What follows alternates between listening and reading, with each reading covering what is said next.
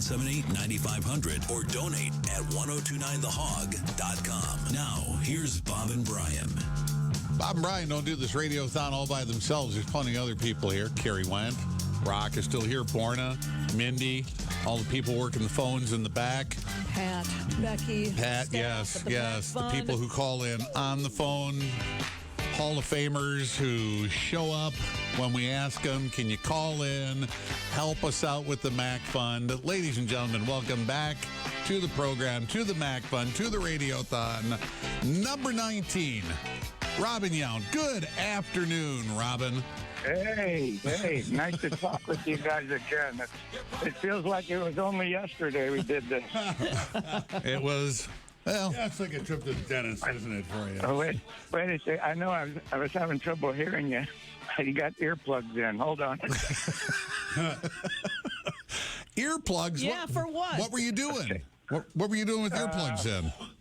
I kind of messed up the schedule. I was when we first talked about going on, I had an option of yesterday or today, and I said Friday would be better because my son and I were supposed to go to the track yesterday. Well, that got delayed a day, so we're at the track today. Oh, so you're out betting on the ponies? Betting on the ponies. Well, coming around the outside turn. You don't need earplugs to watch horses race. Well, we don't know. You tell us a lot of different things. So you're out on the bikes? Most of them aren't true. Yes, we are out here on motorcycles doing the track day. That's awesome. All right. Are you testing or are you just giving her hell? Just raising hell out there in the desert? You just go out and see what you got. Every day I go out there on a bike is a test. Okay. So, I tell people all the time, this is really fun until you go down. Unfortunately, I've been down a couple times, but as long as all I do is hit my head, everything is good. Hey, come on now. That head's still important. Do you still ride as hard as you did back, say, 20, 30 years ago? I mean, you've been on bikes your whole life, right? You've never... Yeah, but not these kinds. Back in the early day of my motorcycling, it was all dirt bikes as a kid, racing motocross and stuff like that. Right. Yeah. Over the last 10 or 12 years, we've decided to give the pavement a try. So these bikes they're easier on the body as long as you don't fall down. But it's more fun than I can tell you. It's just an addiction that I've had for a long, long time, and really don't want to get rid of it. So are these the kind of motorcycles I don't know, see on TV every now and then when you're coming around a curve or a turn, you're really leaning over really far, like MotoGP, right? Yeah, that would be these bikes. Yes, you can touch your knee. That's when I get in trouble, though. That's what I was going to say. You got to get your knee out. Oh yeah, no, I've pushed myself enough to say. They say that it's not that hard to touch your knee, and so I was touching my knee for a while, but every time I seemed to touch it even more or keep it down longer, bad things happen. So I'm kind of the body is not as easy to move around on the bike as it used to after this many years on these things. Just but, no high sides. No high sides. No high side. Okay. The 3 times I've been down, they've all been low sides. So. Good. Okay. Good. But the last time I ended up in the tires, so that was so good. So do these guys, you race against people? Do they know who you are? No. I do not compete. Those days are long gone. Right. We're just having friendly track days. And all right, so the only time we push it a little bit is when I get next to my son and show him who's still the fastest. There you go. I like that. And is it still you? Are you still the fastest Yount on the track? Oh yeah, no, I'm still way faster in my own mind, at least. But it is interesting. When we first started doing this, maybe 10 years ago, I kind of had to show him a few things. Well, those days are long gone. He's gone right by me and then some. So okay. I should be in the old timers class nowadays. So you're at the track. Does Michelle know you have these bikes? No, they're secret. No, she knows for sure. Okay, she knows where you are right now, and she's good with this. Yeah, she knows. She knows. But we've had an agreement. I mean, if there was anybody else, I probably wouldn't be married. But she knows the deal. You know, if it was an issue for me riding, like I just said, we probably wouldn't be married. But Okay. she knows. Well, she knows that if the day comes where I can't ride anymore, that's time to put me down. Well, that reminds me when Reagan used to ride horses, right? He liked to ride hard. He would, and he had a Secret Service guy who rode hard with him, and the Secret Service guy one day said he had to tell the president, "Mr. President, you probably shouldn't, he's making mistakes." And I don't know what they were on the horse. So are you prepared for the day to come when they tell you, "Hey, Robin, you probably," are you like, "No, this is how it ends. This is my." Maybe it's one more time in the tires.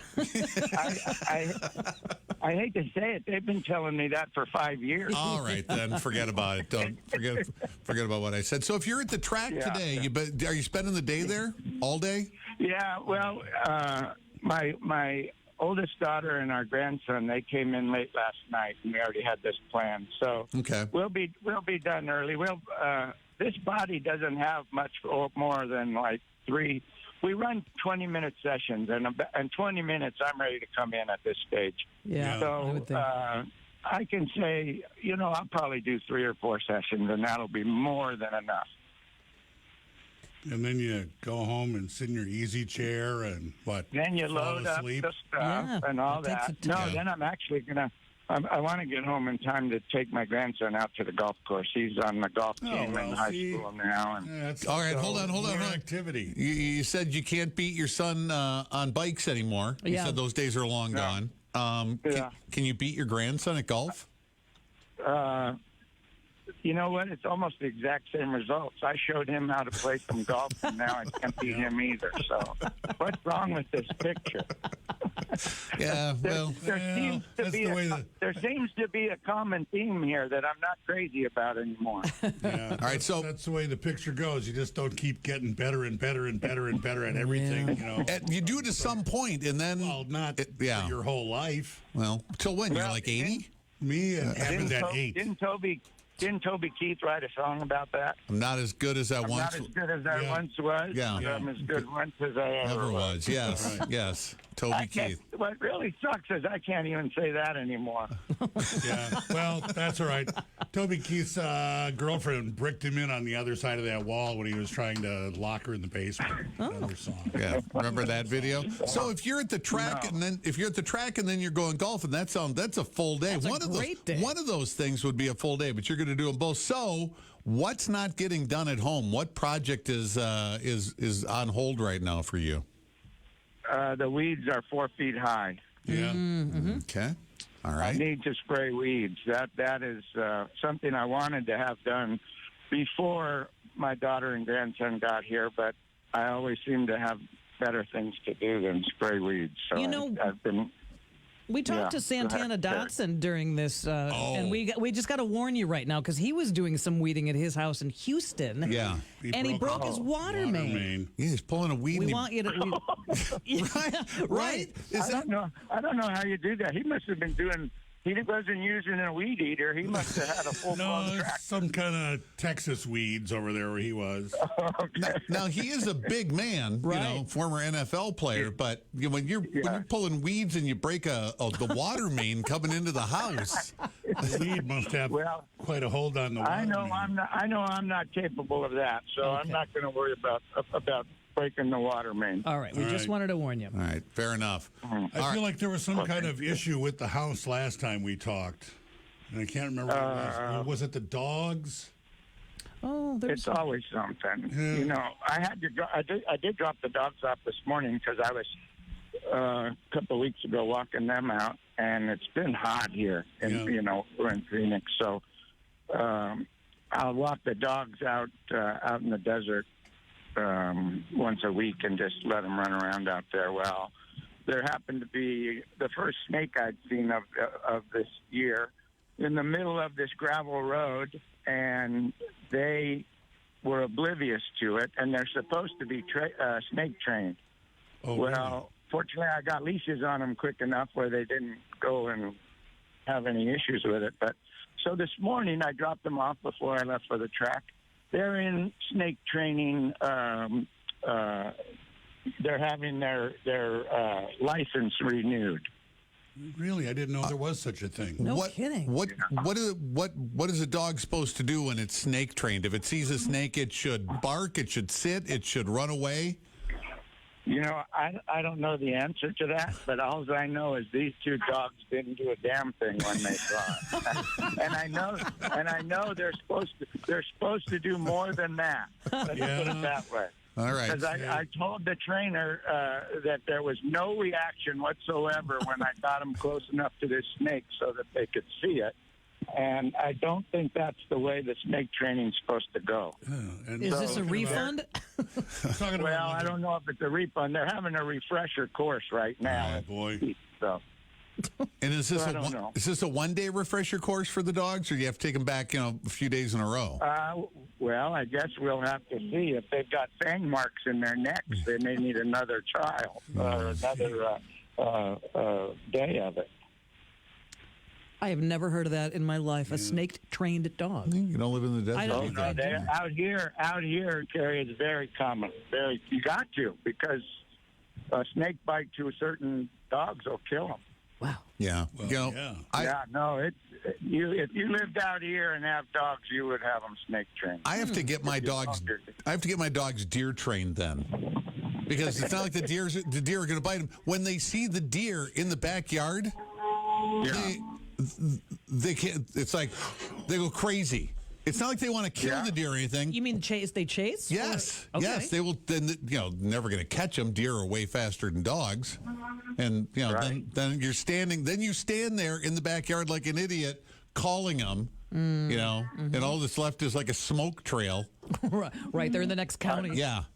So. Are you sure that you have dogs, or are those you have coyotes? They are. Well, no, they're dogs. They're dogs. How's your coyote problem out there? It's just depends. They come and go. I don't know.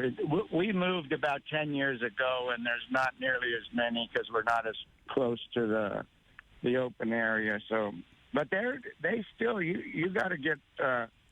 I don't think they get coyote trained, but if you have little dogs, the coyotes will take your little dog for sure. Right. We've had stories.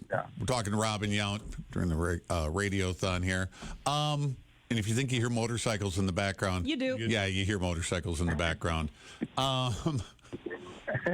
Those are actually cars. We're the only two guys out here. Somebody's pulling up. You want to put him on? A friend of mine. And he just pulled up next to us. I'm on the radio. Tell him you're on the radio with the president. Yeah. But there's been stories of... I'm on the radio with the three most important people in Wisconsin. I'll give you that. I love you. I love you, Robin. I'll give you that. I love you so much.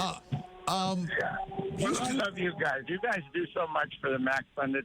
I don't know. I'm not around it as much, but I hope you guys are getting as much credit as you guys deserve, because I know that you guys have raised so much money for the MACC Fund over the years. And personally, I know I thank you every year, but I still am amazed how much you guys do for them.